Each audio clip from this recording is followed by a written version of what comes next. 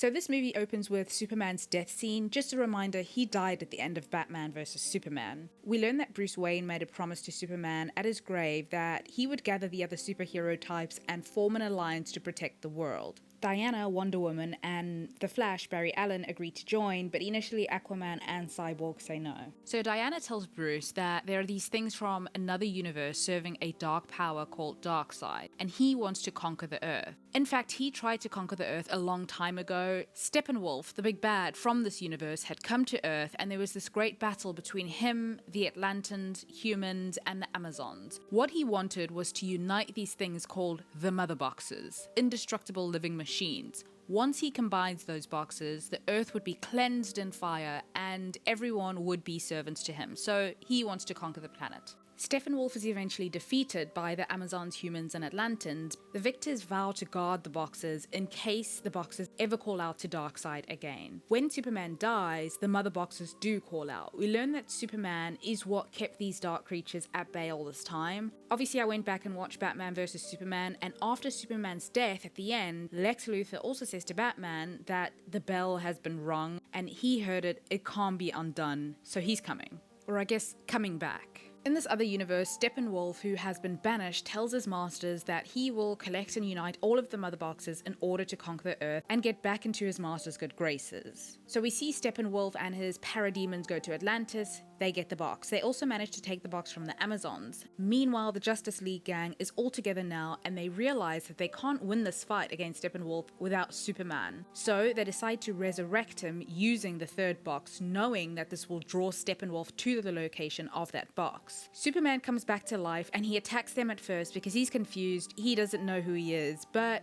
Lois shows up and he's reminded of who he is. Then he joins in, and we get the Justice League fighting against Steppenwolf. A lot happened here, but basically they win. Back on their planet, the big bads are like, well, we knew Steppenwolf would fail. The mother boxes are all destroyed at this point, but Darkseid says that he wants to rule this planet. He successfully conquered hundreds of thousands of worlds. We learn that he's also after something called the anti-life equation, which, according to the DC Wiki fandom page, is a mathematical formula originally said to allow those who knew it to dominate the will of any sentient race. So he swears to never give up, end. Or at least that's what I thought. There's also a very detailed epilogue. It's kind of confusing, but basically, in the Batman vs Superman movie, Batman has a dream about a strange world where Batman is trying to kill Superman, who is bad now. Lois is dead, and Superman blames Batman for this, and he eventually pulls Batman's heart out of his chest.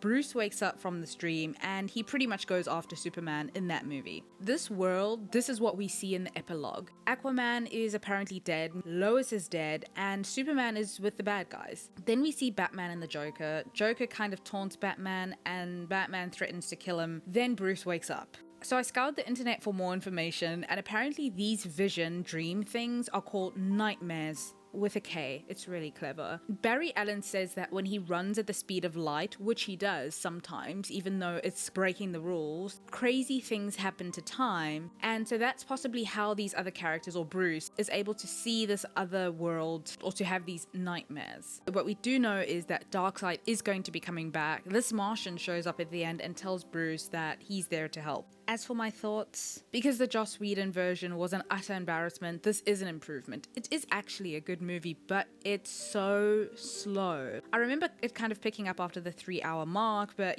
I'd fallen asleep several times. Wonder Woman has the best fight scenes as always. Cyborg's backstory and his character are really, really good. I don't believe Ben Affleck as Batman. That's just Ben Affleck to me. He's fine as Bruce Wayne though. Really hated Jesse Eisenberg as Lex Luthor, and I just can't with the Joker. I won't even get into that. Jason Momoa was born to play Aquaman. He's still kind of cheesy though. I don't know. Ezra Miller as the Flash, they tried to make him too quirky, and I cringed a lot during his scenes, but he's really good when he's doing the speed thing. Would I ever rewatch this movie? No, nobody has that kind of time, but I'm actually really glad I got to see it once. Anyway, that's all for this review. I hope you enjoyed it. Please don't forget to like and subscribe, and thank you for watching.